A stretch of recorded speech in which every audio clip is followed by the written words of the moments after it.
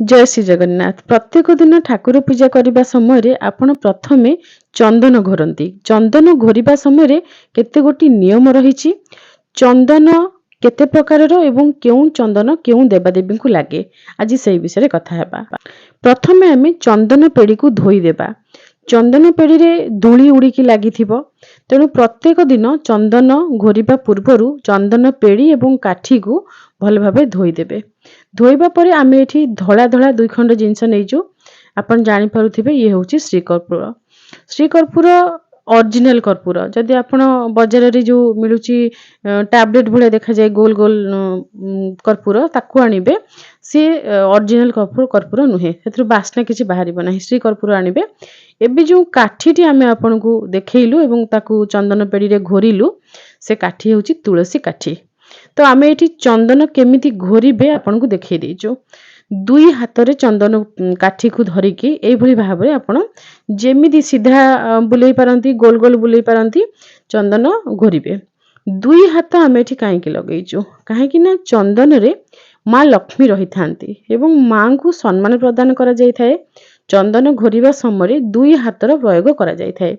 दुई हाथ आपण पाखा पाखी काठी को धरिकी जदि न घोरुचंती जेमिति आरती करबा समय आमे कोहुनी पाखरे गोटे हाथ रखि थाए ठीक सेही भली भाबरे आपण कोहुनी पाखरे हाथ रखिकी मध्य चंदन घोरी पारिबे नचेत मां को असम्मान होई थाए। तेणु दुई हाथर प्रयोग करिबे। प्रथम आमे चंदन घोरिबा पूर्वरु कर्पूर को एठी काठी रे गुंड कर देइजु। चंदन रे जो काठी अछि सेही काठी को टिके चापी देले श्री कर्पूर बहुत नरम हाथ रे भी आपण मळी देबे पूरा गुंड होई जिवो। से कर्पूर को आमे प्रथमे गुंड कर देइचु। गुंड कर सारला परे चंदन काठी को कर्पूर ऊपर रखिकी पेड़ी ऊपर आमे एमती बुलेइबा। टिके पानी पकई देबा। आमे बासी जल नेबा नाही। चेष्टा करिबा शुद्ध जल माटी तळ जल नेबा पई। जदि माटी तळ जल नाही ताहले आपण तुलसी पकईकी जल को माने रखिथिबे सज करिकी। तुलसी जो जल रे पड़िबो से जल को बासी बोली धरा जाय नाही। तेणु आपण सेही भली भाबरे करि परिबे किंतु गंगा जल पकेकी आपण चंदन घोरिबे नाही काहे कि ना श्रीहरि को पूजा रे जदि आपण चंदन रो प्रयोग करूचंती श्रीहरि को मस्तक रे गंगा जल आमे लगेबा नाही। सेथि पई शुद्ध जल केवल शुद्ध जल आपण नेबे। वर्तमान आमे जो चंदन एठी घोरिचु ए चंदन रो रंग देखिके आपण जानि पारुथिबे धला रंगर चंदन। ए चंदन को श्वेत चंदन कहा जाय। श्वेत चंदन भगवान श्रीहरि विष्णुंकर जेते अवतार समस्तंक पूजा रे आपण अर्पण करि परिबे। किछि लोकंक घरे आपण हळदिया चंदन पाई जिबे। हळदिया चंदन रो काठी आमे देखिनु होय तो थाई पारे कहा पाखरे किंतु हळदिया चंदन पाई बहुत लोक बाजार रे मिलुथिबा चंदन पाउडर ऊपर निर्भर करि थांती। से माने सेही चंदन पाउडर को आनंती सेते किछि पानी मिसेकी गोळी दियंती बस तांकर हळदिया चंदन प्रस्तुत होई जाय। आमे किंतु सेमिति केबे भी आनी माने गुंड आनी केबे ठाकुरन को लगेई देइनु। हमको एमिति खुशी लागे ठाकुरन को पई आमे परिश्रम करिकी टिके तांको सेवा पई चंदन एमिति घोरिबारे टिके अधिक खुशी मिले हमको। तो सेति पई आपन को आमे एमिति देखि देइछु। तो जो चंदन आमे पोछिथिलु सेतिरे माने बहुत बासना हुए कने कर्पूर गुंड श्री कर्पूर बहुत बड़े बासना चंदन भी भले बासना ताको आपण हाथ रे एमिति घसी देबे सकाल सकाल हाथ आपनकर महकी उठिबो। वर्तमान आमे नेइछु जायफल। जायफल साधारणतः मसला भाबरे व्यवहार करा जाय। विभिन्न रोसेई करबा समय विभिन्न तरकारी रे व्यवहार करा जाय किंतु ठाकुरन को पूजा रे भी जायफल लागे। जायफल रे जो रस रहिछि से रस महादेव को भारी प्रिय। सेथि पई जायफल को चंदन पेड़ी रे घोरिकी जायफल चंदन महादेव को लगेई दियंती। महादेवंकर प्रिय चंदन हेउची रक्त चंदन। जेमिति आमे श्वेत चंदन घोरिकी प्रथमे रखिले श्वेत चंदन भगवान श्रीहरि विष्णुंकर समस्त अवतारन को आमे अर्पण करिबा। ठीक सेमिति मां लक्ष्मी को पूजा रे मां सरस्वतींकर पूजा रे मां गंगांकर पूजा रे मां राधांकर पूजा रे आमे सेही श्वेत चंदन प्रयोग करिबा। सेमिति महादेवंकर पूजा रे एवं महादेवी मां दुर्गांकर पूजा रे आमे रक्त चंदन रो प्रयोग करिबा। रक्त वर्ण लाल वर्ण केउ केउ देवदेवी को प्रिय आपण मान जानती। महादेव को प्रिय मां को प्रिय सूर्य नारायण को मध्य प्रिय। जेमति कि सांब दशमी आगो को आसुची आमे आपण सहित पूजा भी शेयर करि सारिचु। ଶାମ୍ବ ଦଶମୀରେ ମଧ୍ୟ ସୂର୍ଯ୍ୟ ନାରାୟଣଙ୍କୁ ଆପଣ ରକ୍ତ ବର୍ଣ୍ଣର ଚନ୍ଦନ ଅର୍ପଣ କରିପାରିବେ। ରକ୍ତ ଚନ୍ଦନ ଏଠି ଆମେ ଜାଇ ଫଳ ସହିତ ଘୋରିଛୁ। ତ ଜାଇ ଫଳ ପ୍ରଥମେ ଟିକେ ଘୋରିଦେଲୁ, ସେଥିରେ ଆମେ ରକ୍ତ ଚନ୍ଦନ ମିଶେଇକି କର୍ପୂର ମିଶେଇକି ସବୁ ଏକା ସାଙ୍ଗରେ ଘୋରିକି ପ୍ରସ୍ତୁତ କଲୁ, ଯାହାକି ମହାଦେବ ଏବଂ ମାଙ୍କୁ ଭାରି ପ୍ରିୟ। କର୍ପୂରର ବାସ୍ନା ପ୍ରିୟ, ରକ୍ତ ଚନ୍ଦନ ପ୍ରିୟ ଏବଂ ଜାଇଫଳ ମଧ୍ୟ ପ୍ରିୟ। ସେମିତି ଶ୍ଵେତ ଚନ୍ଦନ ଯେତେବେଳେ ଆମେ ଘୋରିଥିଲୁ ସେତେବେଳେ ତୁଳସୀ କାଠି ଘୋରିଥିଲୁ, ଆପଣଙ୍କୁ ଦେଖେଇ ଦେଇଥିଲୁ। ତୁଳସୀ କାଠି ଶ୍ରୀହରିଙ୍କୁ ଅତ୍ୟନ୍ତ ପ୍ରିୟ। ତୁଳସୀ କାଠିକୁ ଘୋରିକି ସେ ଚନ୍ଦନକୁ ଯଦି ଆମେ ଶ୍ରୀହରିଙ୍କୁ ଅର୍ପଣ କରିବା ତାହେଲେ ଶ୍ରୀହରି ଅତ୍ୟନ୍ତ ପ୍ରୀତ ହୁଅନ୍ତି, ଖୁସି ହୁଅନ୍ତି, ଠାକୁର ପ୍ରସନ୍ନ ହୁଅନ୍ତି। ସେଥିପାଇଁ ଠାକୁରଙ୍କ ପ୍ରସନ୍ନାର୍ଥେ, ପ୍ରୀତି ଅର୍ଥେ, ତାଙ୍କୁ ଖୁସି କରିବା ପାଇଁ ଆମେ ତୁଳସୀ କାଠି ଚନ୍ଦନ ପେଡିରେ ଘୋରିଲେ ଚନ୍ଦନ ସହିତ। ବର୍ତ୍ତମାନ ଶ୍ଵେତ ଚନ୍ଦନ ଏବଂ ରକ୍ତ ଚନ୍ଦନ ଘୋରିକି ଆମେ ଗିନାରେ ଏଠି ବାହାର କରି ରଖିଦେଲୁ। ଚନ୍ଦନ ପେଡିରୁ ଚନ୍ଦନ ନେଇକି କେବେ ବି ଠାକୁରଙ୍କୁ ଲଗେଇ ଦେବେ ନାହିଁ, ଏ ଜରୁରୀ କଥାଟି ମନେ ରଖିବେ। ଚନ୍ଦନ ଘୋରିବେ, ପେଡିରୁ ଗିନାରେ ବାହାର କରି ରଖିବେ ଏବଂ ସେଇ ଗିନାରୁ ନେଇକି ଠାକୁରଙ୍କୁ ଲଗେଇ ଦେବେ। ବର୍ତ୍ତମାନ ଯେଉଁ ଗୁଣ୍ଡଟି ଆମେ ଆପଣଙ୍କୁ ଦେଖେଇଲୁ ସେ ହେଉଛି ଅଷ୍ଟଗନ୍ଧ। ଅଷ୍ଟଗନ୍ଧ ମଧ୍ୟ ମହାଦେବଙ୍କର ଅତ୍ୟନ୍ତ ପ୍ରିୟ। ଟିକେ ଆପଣ ଜଳ ପକେଇଦେବେ କିମ୍ବା ଗଙ୍ଗା ଜଳ ନେଇପାରିବେ ମହାଦେବଙ୍କ ପାଇଁ। ଅଷ୍ଟଗନ୍ଧ ସେଇ ଜଳରେ ଗୋଳିଦେବେ।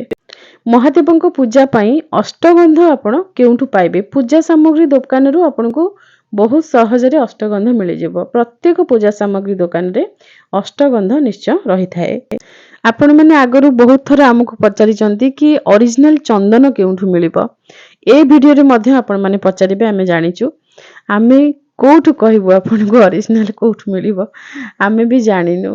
ଯାହା ଶାଶୁ ଶ୍ୱଶୁର ଖଣ୍ଡେ ଅଧେ ରଖିଛନ୍ତି ସେଇ ଚନ୍ଦନ କାଠି ଏପର୍ଯ୍ୟନ୍ତ ଚାଲିଛି। ସେଇ କାଠିରେ ଆମେ ଠାକୁରଙ୍କର କିଛି ସେବା କରିପାରୁଛୁ କି ନିଜର ଇଷ୍ଟଙ୍କୁ ଟିକେ ଚନ୍ଦନ ପିନ୍ଧେଇ ପାରୁଛୁ। ନଚେତ ଆମେ ନିଜେ, ଆମକୁ ଜଣା ନାହିଁ। ଆମେ ବି ଏତେ ବାହାର ଦୁନିଆ ବିଷୟରେ ଜାଣିନୁ। ଠାକୁରଙ୍କର ସେବା ତା ସହିତ ବହୁତ କମ ବୟସରେ ଆମକୁ, ବହୁତ କମ ବୋଲି କହିବୁ ନାହିଁ, ଆମଠାରୁ କମ ବୟସର ପିଲା ବି ମନ୍ତ୍ରରେ ଦୀକ୍ଷିତ, କିନ୍ତୁ ଆମକୁ ଲାଗେ କି ଆମ ପରିବାରରେ ସବୁଠାରୁ କମ ବୟସରେ ଆମକୁ ଈଶ୍ୱରଙ୍କର ମନ୍ତ୍ର ମିଳିଗଲା, ତେଣୁ ଆଉ ଦୁନିଆ ବିଷୟରେ ଆଉ ଜାଣିବା ପାଇଁ ସମୟ ହିଁ ମିଳୁନି। ଆମେ ଆପଣଙ୍କୁ ସବୁବେଳେ କହିଥାଉ, ଆଜି ପୁଣି ଥରେ କହୁଛୁ, ଆପଣ ଠାକୁରଙ୍କ ପୂଜା ପାଇଁ କୌଣସି ବି ବସ୍ତୁ ବଜାରରୁ କିଣିକି ଆଣୁଛନ୍ତି, ସେ ଜିନିଷ ଅରିଜିନାଲ ମିଳୁନି, ଡୁପ୍ଲିକେଟ ମିଳିଯାଉଛି। ସେଥିପାଇଁ ଆପଣ ବିଲକୁଲ ମନ କଷ୍ଟ କରନ୍ତୁ ନାହିଁ।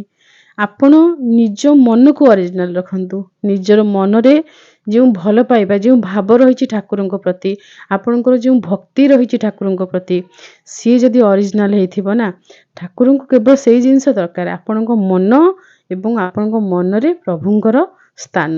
ବାସ୍ ଏତିକି ଜିନିଷ ଆପଣ ଯଦି ଅରିଜିନାଲ ରଖିଦେଲେ ନା, ବଜାରର ଅରିଜିନାଲ ବସ୍ତୁର ଆବଶ୍ୟକତା ରହିବ ନାହିଁ। ଅରିଜିନାଲ ଚନ୍ଦନ ବିଷୟରେ ଆମେ ଆପଣଙ୍କୁ କହିପାରିଲୁ ନାହିଁ, କିନ୍ତୁ ମନକୁ କିପରି ଆପଣ ଅରିଜିନାଲ ରଖିବେ ସେ ବାଟ ଆପଣଙ୍କୁ ଆମେ ବତେଇଦେବୁ। ଆପଣଙ୍କ ମନରେ ଯେତେ ଜାଗା ରହିଛି ସେ ଜାଗାରୁ 99% ଜାଗା, ଅର୍ଥାତ୍ ଅଧିକରୁ ଅଧିକା ଜାଗା ଯେତେବେଳେ ଠାକୁରଙ୍କ ପାଇଁ ରହିବ ଏବଂ ବହୁତ କମ ଜାଗା ଅନ୍ୟମାନଙ୍କ ପାଇଁ ରହିବ, ସେଇଦିନ ଆପଣଙ୍କ ମନ ଅରିଜିନାଲ ମନ ହେଇଯିବ। ଯେହେତୁ ଆପଣ ସଂସାରରେ ରହୁଛନ୍ତି, ତେଣୁ ଅଳ୍ପ କିଛି ଜାଗା ଆପଣଙ୍କୁ ସଂସାରର ଅନ୍ୟାନ୍ୟ କାର୍ଯ୍ୟ ଏସବୁ ପାଇଁ ଦେବାକୁ ପଡ଼ିବ। ବାକି ଅଧିକରୁ ଅଧିକ ଜାଗା ଠାକୁରଙ୍କ ପାଇଁ ଯେତେବେଳେ ଆପଣ ରଖିବେ, ସେତେବେଳେ ଠାକୁର ହିଁ ଆପଣଙ୍କ ମନରେ ବସି ରହିବେ।